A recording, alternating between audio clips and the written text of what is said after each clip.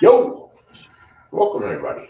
It is I was gonna say Sunday, Monday night, and this is in the batter's box. It is the NJST Sports Baseball Show. I'm your host, Ralph Garcia. Of course, joined by the guys. He is the host of the Enhanced Sports Show Saturdays, 4 to 6 p.m. The harem's about 15 years strong. You know, Louis got people on that show that started with him, and when they were calling in, when they first started calling in, John, they were little kids. Now they're all grown up. They've been with Louis so long. He's listened to them grow into adulthood. But yes, Yeah. that is the Enhanced Sports Show with Louis Tenor, of course, the host of co-host of In the Batter's Box, Mr. Louis Tenor. Well, Louis, when was the last time I told you I hate the Yankees? yeah, I know. Last week? I told you last week? Something last week and all through the last 7.5 seasons. Yes. Okay. Just want to be sure that consistency is important, Louis. Consistency is important. Absolutely. Of Absolutely. course, my partner, my friend, uh, at some point in July, I will see my partner live in the flesh and tell you, John, Sunday night, that Sunday, before I leave, we'll do the show. I'll sit right beside John. I sit right there. Whoa, what an in the batter's box that would be. Holy moly. My partner, of course, co-host of In the Batter's Box, Mr. John Doucette. John.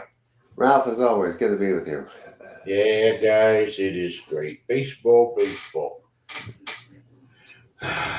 Louis, did the Yankees lose yesterday? Yeah. Did the They catch a Yankees? lot of, They didn't yeah, lose I yet? heard. They didn't play yesterday? The Yankees. Did they lose? Well, how can they lose? They didn't play yet. Oh. I was hoping, Louis. Oh, a trick. Oh, a I was trick hoping. question. Oh, I Yeah. get it. I was hoping. I was hoping. Look, I do this all the time.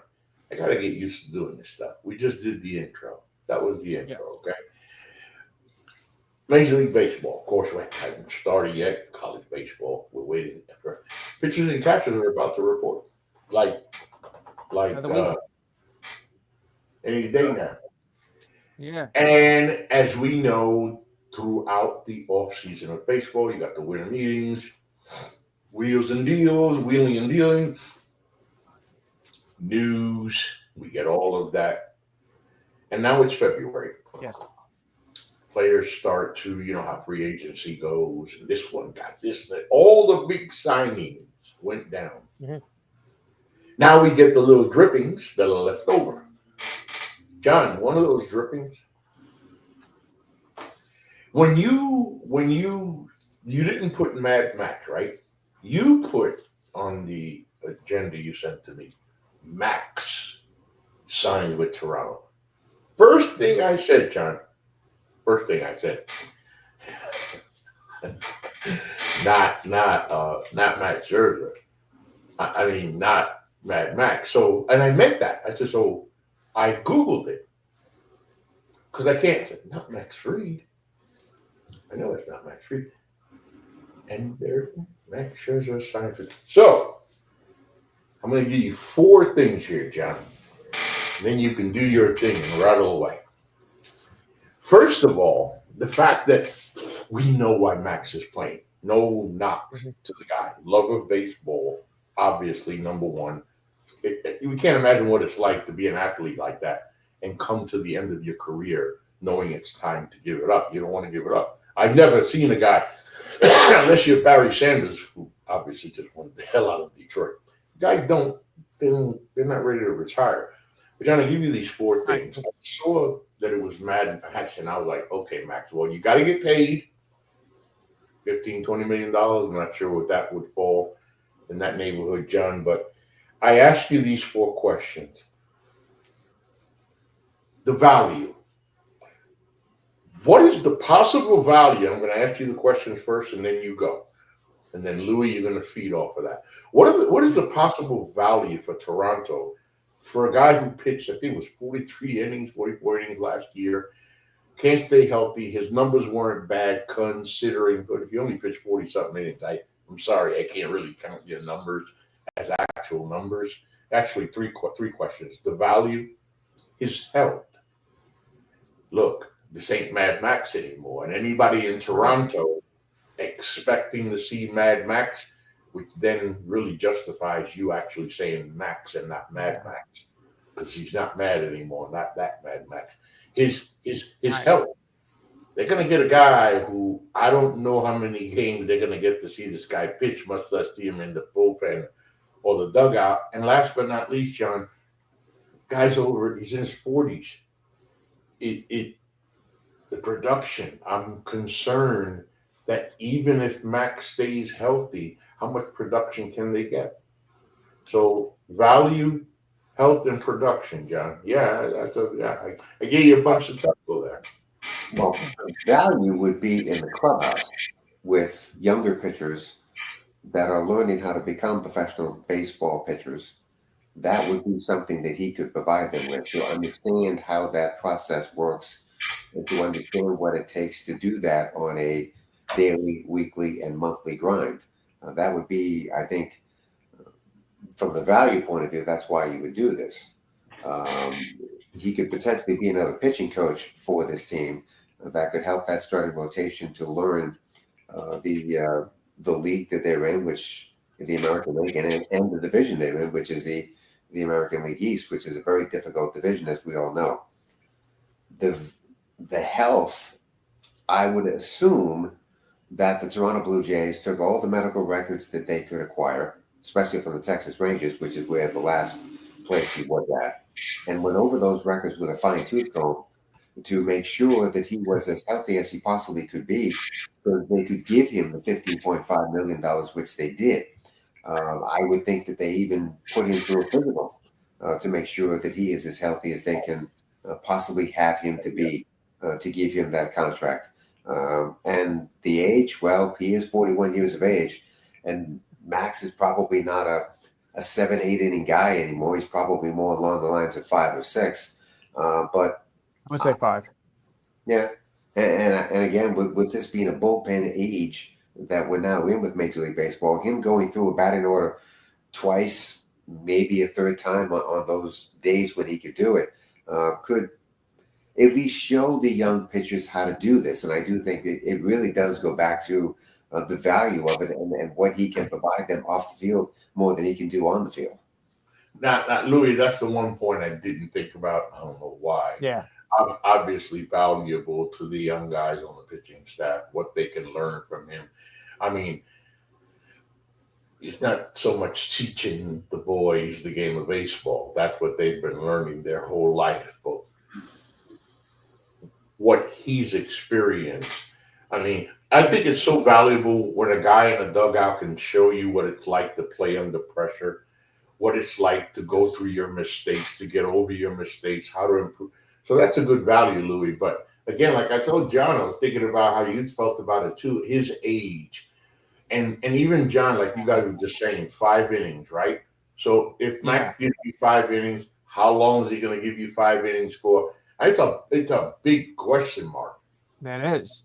I mean, at 41, I don't think it's going to be like 5 or 6 innings on a consistent basis. Especially if he's going to be struggling. So it might be. It might be a bit much even for him. I mean, he was, of course, one of the great pitchers, back in his time. But now, with age creeping up, because like I said, 41, of course, is young relatively. But when you're thinking baseball, every year it's like you age 3 years. So while he's 41 physically, mentally he's about more like close to like 52. And I don't see many 52-year-olds pitching 4 or 5 innings, per start. That's the way I look at it. I mean, I know. It's just John. It's a lot. I mean, again, you're not going to blame the guy for wanting to play. No. And what would that contract look like, John? It's a 1-year deal. What, 15 million? $15.5 million. So okay, for 1 year. Yeah. Okay. I was thinking it was in the $15 to $20 million range. I didn't know the details of it.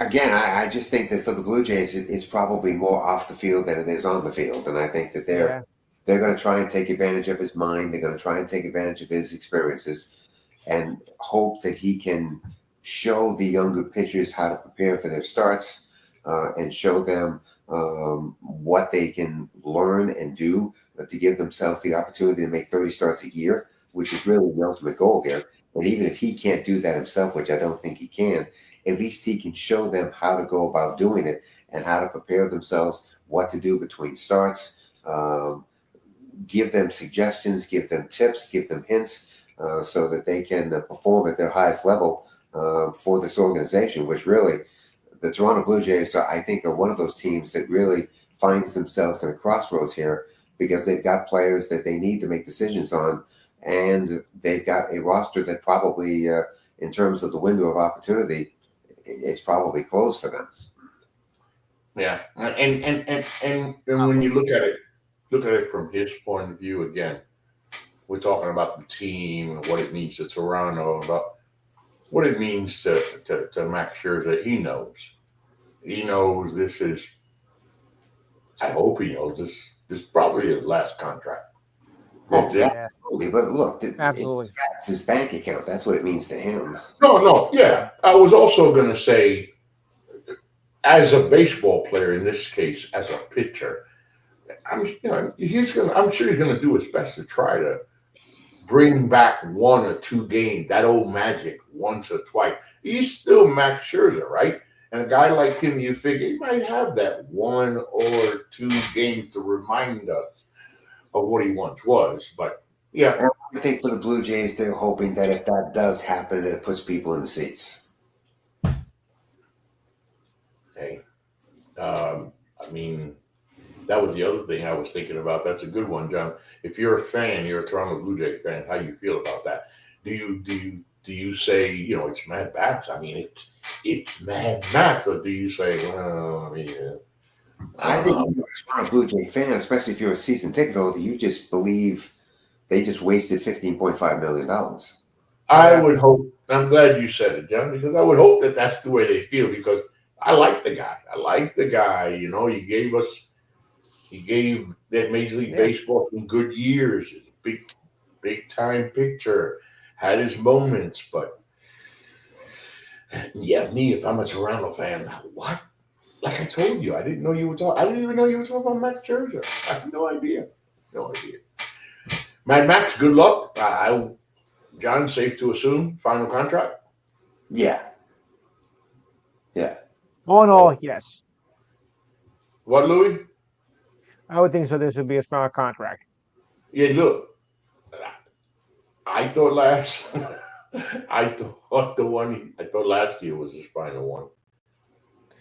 Well, we all thought that too. Texas Rangers won that World Series, even though he wasn't really a part of it. That was going to be it for him, but he's decided to hang on for another couple of years, and it's quite possible he's hung on for 2 years too long. Well, I figure the mindset is if they're gonna pay me, right, and they're gonna play, and they're gonna play me, I'm going to take it. Yeah, I might as well play along. Yeah. All right, now this is a really good topic. First and foremost, we all know it is absolutely ridiculous what the Dodgers have done. And I'm one of those fans that now starts to ask look, we're going to do the baseball show. We're going to be here. Folks, we're going to talk about baseball. We've been doing this for almost 10 years, and we're going to do it 10 more years. So we're going to talk baseball. The question is what kind of baseball are we going to talk? Are we going to talk as we usually do? Oh, this guy in a hammy, his hammy's gone, and his leg, and this team. Oh, look at this surprise team that came out of the gates, and this Yankees or the Mets. This one, right, John. How the Sox are struggling, or are we just gonna talk? Well, Dodgers are 18-1. Welcome to In the Batter's Box. The Los Angeles Dodgers now are 57-4. I mean, Season's over. And those are ridiculous numbers, obviously. Who's going to be 57-4 after 61 games? No, I know. When you look at this team on paper, John, I ask you, is it out of the question that they could be 57-4 after 61 games? No.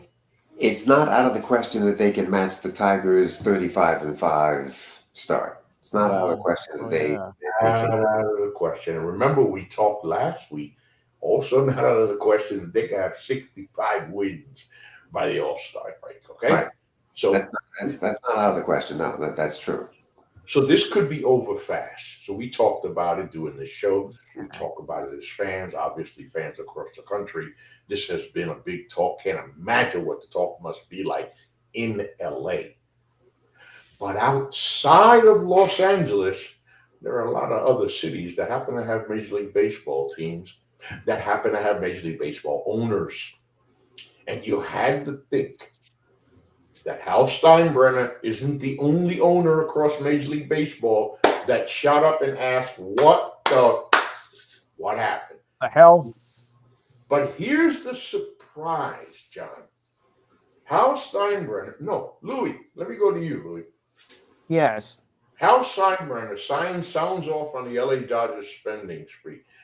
Kind of like, I'm not going to go quote for quote, but kind of like saying, oh, I don't think this is fair. It's not going to, the balance of power. It's going to make it difficult for other teams. Okay, Louis, I'm going to stop right there and then go here with you. Then you can take it. Do you remember a guy named Steinbrenner? George. You mean George? Yes. George. Look, there's a lot of things I forgot about my childhood. Yeah. George Steinbrenner is one of those things you just can't. You cannot. As much as we would like to. You can't unremember George Steinbrenner in the Yankees. Impossible. No. And the first thing, when I saw this, right, first thing I thought of Louis was, huh? You guys are going to correct me if I'm wrong. Louis, I thought George Steinbrenner actually got up somewhere in his grave and said, "Woo, son."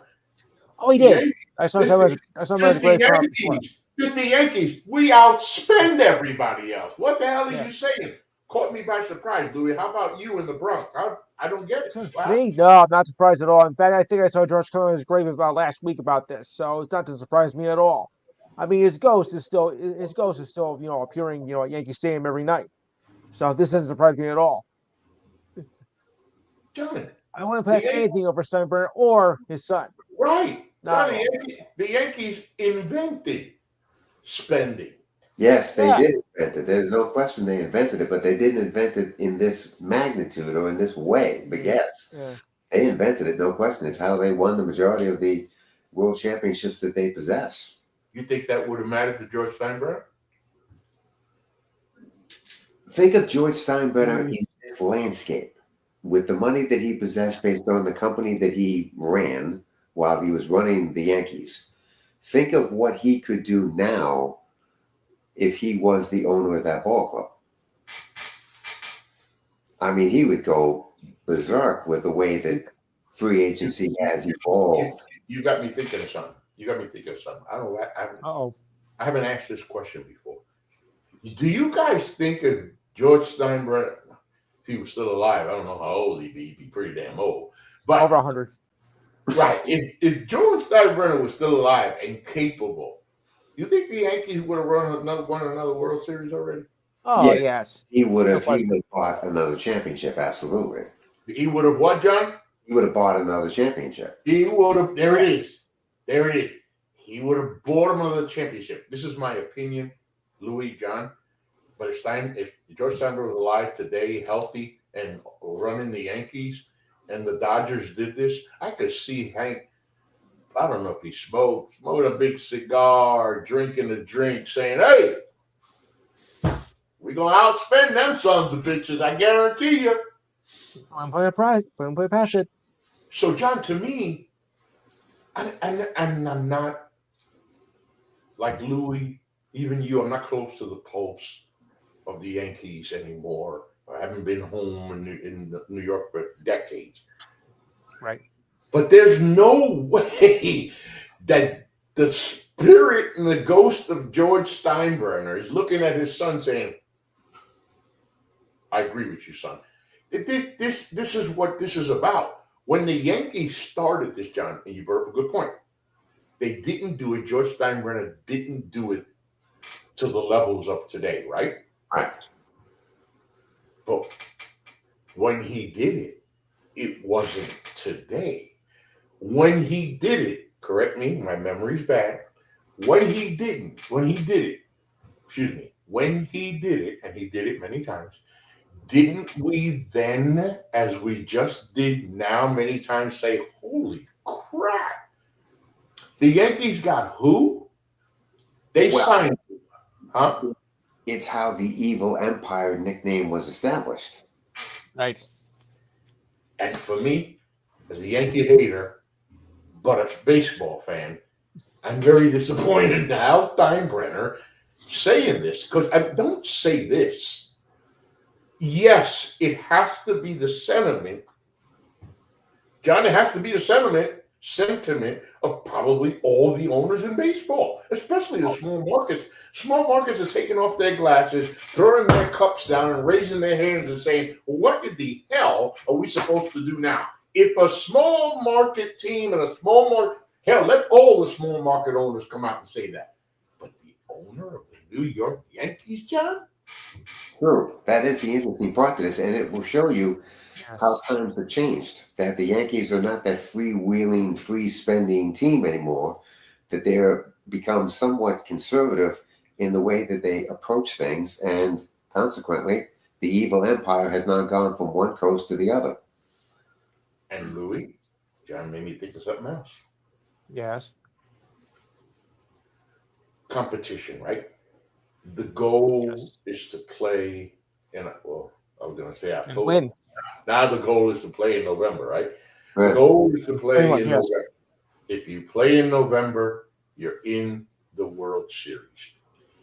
You know, all the owners, everybody in the baseball planet knows, holy crap, if the Dodgers stay healthy and every player they have has just an average season for him, it's Mhm. over.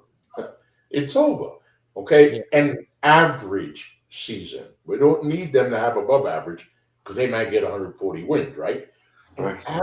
An average season. So here's what I'm getting at. Except for the small markets, and that's most of the team, by the way, but except for the small markets, you would think that at least somewhere, my thing is to compete with you. Even if I'm blown away as an owner, you and I own a baseball team at MLB, the three of us. I'm telling you guys, is the principle. I'll be damned. Don't tell anybody in public we're scared shitless now.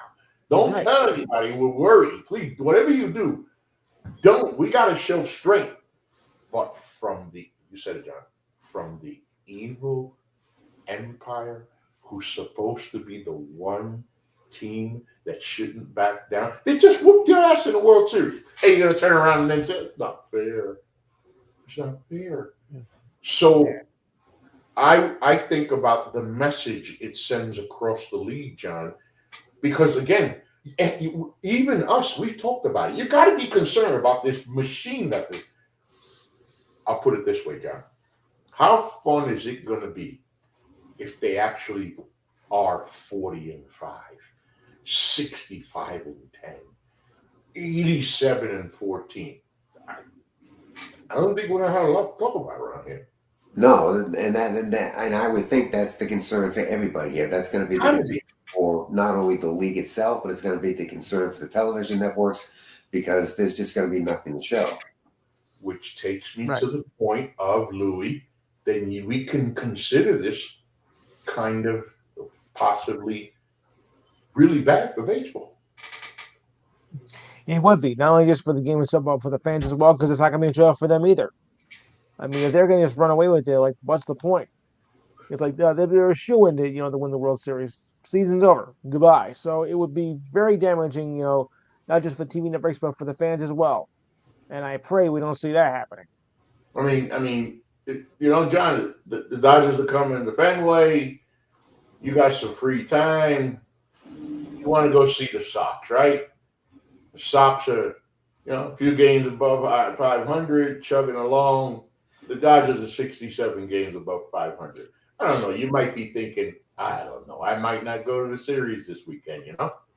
Well, I'd say this: they're going to become rock stars, and I think that might be the reason why fans would go and see this team play against your team because they're going to create that image. They're going to create that value for themselves that I think would at least spur some curiosity as to whether or not this machine can actually run as a well-oiled one. There's going to be a lot of egos involved with this team. A lot of guys sit in the bench that would be starters on the majority of other teams in this league. So Yeah. how this all plays out, I think, would be the curiosity point for fans to go see. And then after that, it could easily become a train wreck. But I think you're going to be curious as to how this operation works. Now, let's talk about the Dodgers bullpen. Boy, this should be an easy money year. Should be on paper, John. This should be the easy on paper. I'm just saying. This should be the easiest job any bullpen's ever had in recent or in Major League Baseball history.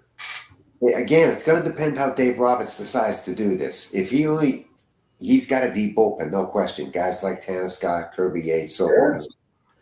So if he's only going to ask his starters to go 6, maybe 7 innings, then yeah, that bullpen's used every night.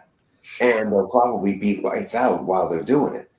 But if Roberts is going to allow his starters to extend themselves because he knows he's got potentially the best plan B that anybody could ever have, then there'll be nights when that bullpen doesn't do anything. It really does depend on how Roberts decides to handle not only his rotation, but also his bullpen to make sure that nobody just gets overused. But Louis, we know who's the only team that can beat the Dodgers. Dodgers themselves. But I got to go with something you said, John, because again, kind of joking. I can jokingly say, "Well, Roberts, he's not going to have to manage. He's got it made." Well, obviously, of course, he's got it managed, and that's a good little point you brought up there. He can play this, like you said, either way, or he can mix it throughout the year. I mean, you've got 5 number ones, man, not 3, 5 number ones. You can, this week, I'll throw these guys 5 or 6, let the bullpen get some work. Next time, I'll let the starters give the bullpen a break, mix it in between. I'll let this guy on Wednesday go 6, this guy go 5. I'll let this guy go 7. I mean, that's a hell of an arsenal to have. Oh, there's no question. An arsenal of arms. He's got plenty of tools in the toolbox to use. It's just a question of how he wants to use the toolbox. And I think that will be what the first half of the season is going to be all about. He's going to try and figure out what's the best way to use the tools that he now possesses. Baseball's not like basketball and football, Louis. Like in basketball and football, you work together, right? Like the play can't happen without everyone else. So guys got to build chemistry and stuff. In baseball, you're responsible for your position. So long as you do your job. And now with pitchers, I want to see, they got to stay healthy. Obviously, you got to stay healthy. You don't stay healthy, you see what happens. Forget it, you're dead. But think about the Dodger rotation last year. Was it ever really healthy? And we're talking about pitching. We're not even talking about hitting. Again, on paper, their lineup is, forget it. And they'll have guys on the bench that could be starters for other teams. Now, before we get off the Dodgers and this, again, I'm just disappointed how Steinbrenner said that because don't say it in public. My question would be, how did they play in New York when he did make these comments? Louis, how did that? Yeah, Louis, what were the headlines like? What were people saying? You mean of the Dodgers and the Yankees World Series? About Hal Steinbrenner, about what Hal Steinbrenner said. Yeah. Well, I haven't heard anything yet, but with of course, the Dodgers and the Yankees, being the 2 biggest cities, there's going to be a lot of hate. Going to be a lot of hatred with that. I mean, Steinbrenner's own son. Oh boy. What a traitor! I can't imagine it playing too well. Now, I can't imagine playing too well either. the last thing I have on this, of course, is the other side of the coin, John. Yes. The side of the coin that, and listen, this is why they play the game. Just because they have their own paper, remember they have to take the field. It has to work on the field. They've always talked about any professional sports team with a lot of big egos, a lot of alpha males. There's a whole bunch of them in Los Angeles these days, okay? My thing, John, is how this thing can derail outside of health.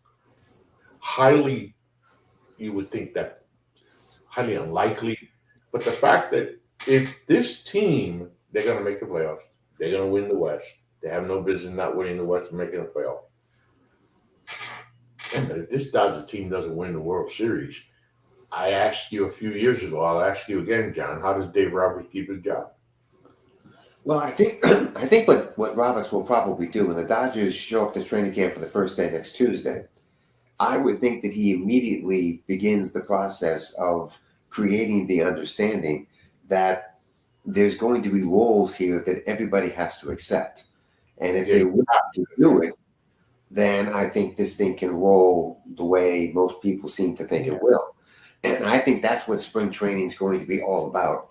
Him trying to impose his will in regards to creating the roles, fitting the right players into those roles, and then just allowing the rest to take care of itself. And getting these guys to understand, listen, we put this thing together, right? We're all a team, right? You guys are great. They're talking about this pitching staff and this lineup we have. Well, all I expect from you guys is to do what you've always done that got you to this point that now has you here on this team. How do we? He's got to get everybody. I don't think that it shouldn't be that hard based on the experience that this team possesses. Yeah, when I think about these guys, I don't see a lot of big egos. I don't see a lot of big egos on the Dodgers. It's just like I said, John. What I was saying was just to get them to that point of understanding. Know why we're here. Know the goal. Do what you do and do it better than you ever have, and we shouldn't have a problem. We shouldn't have a problem, yes. But again, and look, they haven't decided what they're going to do with Ohtani, whether he'll just be the DH or whether he will, from time to time, pitch, which makes things even more interesting. They haven't decided if Kershaw is going to be a part of this at some point down the road. You would think he would be. And so they've got even parts that are kind of sitting around that eventually will become a part of this process that adds to the mix and really adds to the depth of this team. This team is loaded in every way, shape, or form. There's no question about that. And I think that's why the early stages of spring training will be very important for Roberts to create the atmosphere and to create the culture that's going to take them through the 162 games. That damn Louis, if Ohtani is a DH fan, we're looking at 70 homers, 60 some odd stolen bases. I mean, if you just get this guy to concentrate as a DH, ooh, man, that is dangerous. Yeah. John, the numbers that he could put up. Look, the numbers they all can put up, that's the whole thing here. I mean, if everybody accepts their roles, the numbers that they all can put up will be eye-popping. And that's what I was saying, that Roberts has got to, and for me, it should always come from the players first. The players should be able to sit there in that by themselves in the locker rooms and say, look at what the hell we got here, guys. How about we don't even talk? Mm-hmm. Let's go do our thing and bring home a World Series title. I mean, it should be that simple. And again, that's barring injuries. It may be that simple. It may just be that you have 25 guys in that room just say, you know what, nobody can touch us if we're going to Let's just play ball. Let's just play ball. Just play the game, and the rest will take care of itself. Yeah. I mean, because I knew I was going to say it as I was rehearsing myself for the show here. I told myself one of the lines that I have to say during this show, which I've already said it is, if the entire Dodger roster just plays an average baseball season, if they all play to their average stats, it's over. It's over. It's over. Yeah, it's over. Wow. It just, Louis, my thing is one of the things that, as much as I hated the Yankees, have I told you lately, Louis, that I hate the Yankees? I did tell you. Oh yeah, I think you mentioned once or twice. Yes. But I want to make sure. As much as I hated the Yankees, one of the things that I respected about them as a kid, maybe even, I thought about it, maybe even feared it a little. The Yankees, George Steinbrenner, they take no crap from nobody. Man, you see little fragile Billy Martin come out of the dugout ready to whoop the crap out of somebody. I mean, Yeah. it being a Yankee for me, that was like bricks and cobblestones, tough. When I hear Hal Steinbrenner say that, it was just like, wow. Mm-hmm. Don't say it in public. Don't.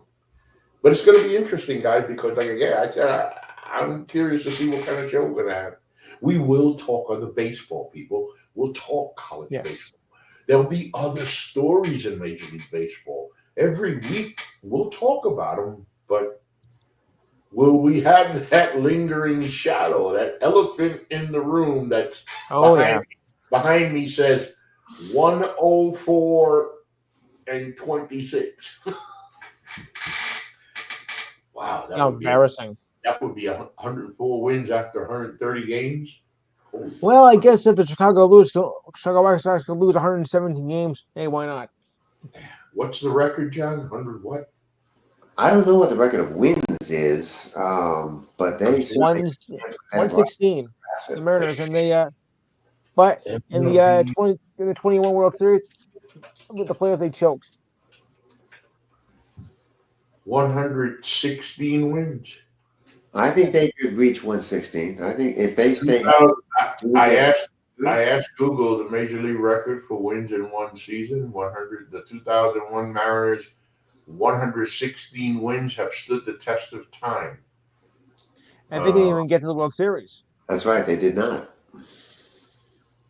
No, that was, again, there's a great example of what could happen to the Dodgers, right? Yeah, but I'm just not buying it. No, of course not. And look, I think 120 is not out of the question for them. Oh. Yeah, that's right. Yeah. They tied the Chicago Cubs record. I knew that they had broke someone's tie. So it was the 1906 Chicago Cubs won 116 games. I think this Dodger 154 season. I think this Dodger team can challenge that, John. Yes, I think they can surpass it. That's freaking scary. Wow. That's scary. I hope not. Because I'm telling you guys what. I think if they do, then we're just talking about the American League, because then the question would be, who is the American League team that's best suited to challenge them in a 7-game series? Because if it's that boring of a season, we're gonna come on the air. I'm gonna say this is in the batter's box. Take over, guys, and I'm gonna go.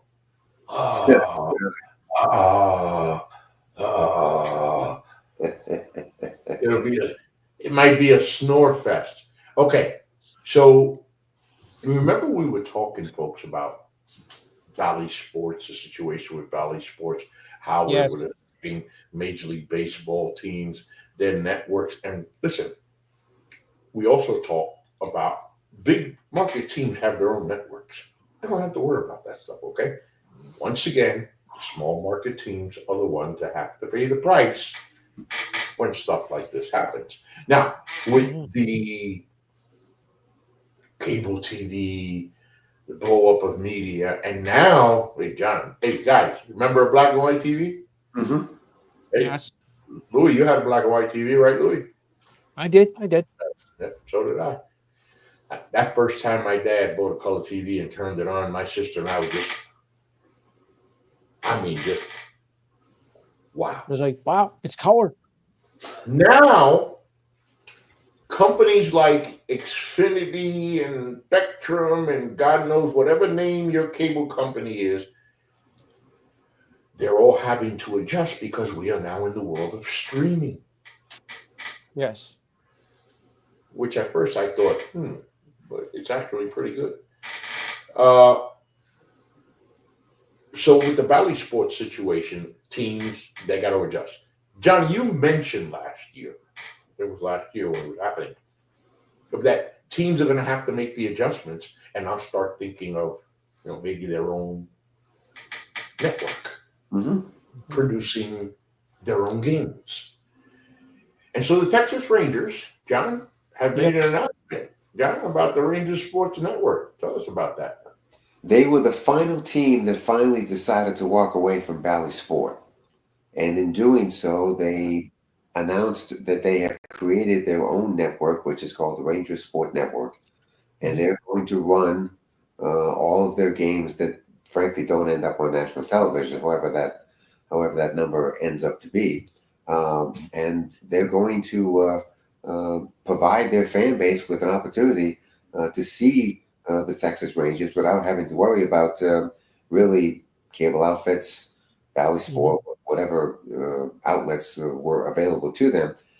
It's a very interesting setup here in the sense that there's no question that other Major League Baseball teams are going to pay attention to what this network does, and more importantly, what kind of subscription base does this network get as the season goes along.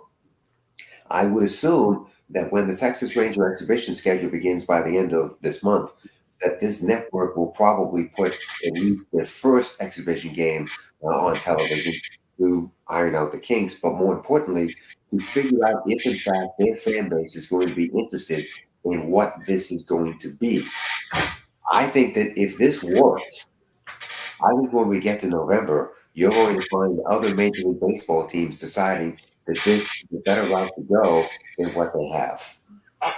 Listen, I'm Mhm. surprised of how many teams still don't have it and still haven't done it. Yes, you're not the Yankees. You're not the Sports Network. You're not the Mets. You're not the Dodgers. But in this deal here, it says all games will be produced and distributed by the newly formed Ranger Sports Network, giving fans a number of different options to access the broadcast, including traditional means, the Victory Plus app, and a package of free over the air games. Let's see here. The Ranger Sports Networks has partnered with several traditional cable digital networks such as DirecTV, DirecTV Stream, AT&T Uverse, Spectrum. So obviously, of course, as long as you have your own cable package there, that'll be included as well. It just seems interesting. It's Texas. Let's see how that works. Because again, revenue, right, John? Revenue, revenue, revenue. Well, let's face it, you're talking about a brand new revenue stream that's potentially being opened not only by the Texas Rangers, but by other teams that decide to do this down the road. For teams like Tampa Bay, Milwaukee, Pittsburgh, Oakland slash Sacramento slash Las Vegas. I mean, this could be the way that these teams decide to broadcast their own baseball games, which could make for a very interesting new revenue stream that could help these teams in other areas. And that's what I was going to say, Louis. With these small markets, you see how it, again, you can't compare to the Not Mets, all. the No. Yankees, and that. But you see a team like the Texas Rangers. I mean, you're not gonna. That's not a big market team, although it's a big state. So they're going to see Yeah. how this works, Louis, and I want to see how this hopefully starts So what something, I especially again for the small market teams. Louis. Small market teams need all the revenue they can get, man. They can't keep up with these big guys. no, although they have won a couple of series in there, but you can't really compare it. Say like Kansas City to like New York or L.A. That's they're gonna get lost somewhere. And Philly, Philly is kind of iffy. They are major, but they still, because they were in the Valley's mess as well, and wonder how that would work out. 'Cause Now, Cleveland was, yeah, with this network, what the Texas Rangers are suggesting is that these games would cost $1 a game. So depending upon how many games they do, which would be 30 exhibition games, or at least even if they just do the 15 home games that they possess, and say they do 150 of their regular season games, you're still going to pay a pretty good amount of money to watch this team play, even if it yeah, breaks down to $1 a game. Well, I was going to say more details. Earlier this month, the Rangers announced a direct to consumer streaming deal with Victory Plus. Fans in the Rangers television territory will be able to purchase a season pass to watch all Ranger games and select spring training games on Victory Plus for $100. There you go. yeah. So it's not like you're actually getting a cheap deal here. You're No, still going to pay a pretty good amount of money to watch this baseball team play, regardless of what package you decide to acquire. And not everybody is a season ticket holder, right? So you're going to get those who, when they can, go to the game, but will purchase the package so that when they can, of course, they've got it to watch it. A little more, it says the Rangers are also planning to provide fans with free over-the-air games on Fridays during the 2025 season. This will be the first time the club has included OTA games since 2014. RSN is partnering with Nexstar Media Group and Gray Media, both of which control over-the-air stations throughout Texas, Arkansas, Oklahoma, and Louisiana. And in the Dallas-Fort Worth area, the over-the-air games will be televised on KDF CW33. Okay, so you got more that haven't had over-the-air games since 2014. But remember, think about it. How many Friday night games are we talking about here? 10 maybe 20. I'd say 20. Yeah, Okay. Friday games, right? Right. You're just talking about one day. So how many Friday night games are we talking about here over a stretch of time from the end of March until I think it's the end of September this Well, year? it says here there are currently 15 over-the-air games scheduled, nearly all for home Fridays. It'll be the first Texas second regular season game Friday. Blah, blah, blah. More information and updates to come. So they're saying 15 here. Okay, so they're not doing any road Friday night games. It's just the home Friday night games. Right. Is that what they? Let's see here. Watch all Ranger games. What was this? They're also planning to provide free over-the-air games Friday. Yeah, they didn't mention that in the beginning, but yeah, it said there are currently 15 over-the-air games scheduled. Oh no, nearly all are home games. So no, there'll be away games as well. Okay, so the ones that they can't do on Fridays would be the ones that end up on Amazon. Those would be, nobody can touch those games except them. So apparently, the Texas Rangers will end up on Amazon on Friday nights at least a couple of times during the season. It's a brave new world out there, huh? Well, I think live streaming is going to be where baseball goes with their television broadcasting, and I think this is just the first step. But I do think that other teams are going to look at this and say this is for us. Yeah, okay. Well, I mean, again, let's see what the model does. Let's see how it works in Texas, because obviously other teams hope to use that as a blueprint to do it themselves. Sure. Let's see here. Where are we at? Any other news you got, John?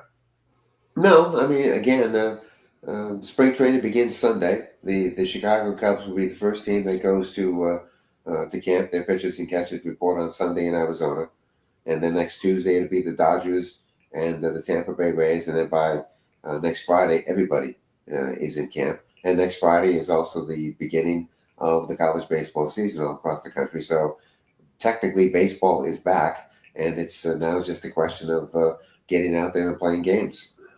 Yeah. I think he just gave us his final thoughts. Louis, final thoughts. Yeah.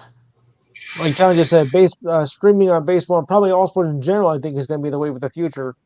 I mean, because even here, like in the New York area, the Yankees are all either on the US Network or the Amazon Prime. It's the Mets only do like about 15 to 20 games, over the air here. So it's changed a lot since we were young, and I can imagine it's gonna be like 10 to 15 years from now. Eek, boy, times Yeah. have changed. John? Well, Final I thoughts? think eventually the over-the-air game is going to come to an end, and it's going to come to an end real soon. Exactly. Perish the thought. Yeah, Right, you got to pay for everything. You got to pay right. for everything. My final thoughts go to every other Major League Baseball team except the Los Angeles Dodgers. Every year there's a story. Every year there are several stories. The guy who's hitting home runs that we didn't know he was going to hit. The guy who's got a glove that's like a vacuum. The guy who's running the bases like a gazelle. The pitcher that, the catcher that, the manager that. What I'm getting at is this: for all other Major League Baseball teams, you know the juggernaut that lies in Los Angeles. Yes. Don't worry about that because there's nothing you can do about it. That's a train, a freight train that's coming through your neighborhood. The question is what are you doing to prepare for it? Because sports has shown us this, and baseball in particular showed it when we mentioned the aforementioned, Seattle Mariners. During that season, as the Seattle Mariners just won, and kept winning, we all knew what the end of the baseball season would be.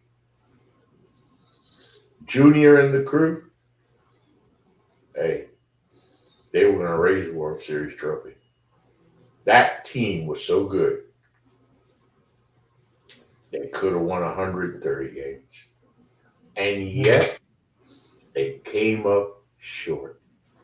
Many professional teams we've seen across professional sports who were the team to beat. Who is going to be that team? Who's going to be that story that stops the Los Angeles Dodgers? Because this season basically is coming down to this. Who the hell is going to stop the Los Angeles Dodgers from winning the World Series except the Dodgers themselves? So you know what? All the other Major League Baseball teams, you might as well step up. You might as well put your big boy pants on and say, you know what? We might as well give this a shot. Because if you don't give it your best shot, and if by the All-Star break or a little bit after the rest of the league has looked so far up at the Dodgers and say, forget it. Yeah. We're not going to have much of a baseball season to talk about behind that.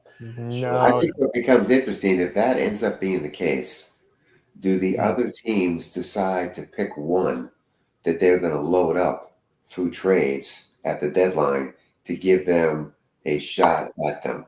wouldn't that be freaking amazing to see? It would be. Yes, it would be. Yes, it If would be. the other owners decided, you know what, we're going to pick a team and we're going to load that team up and see what happens. Pretty much.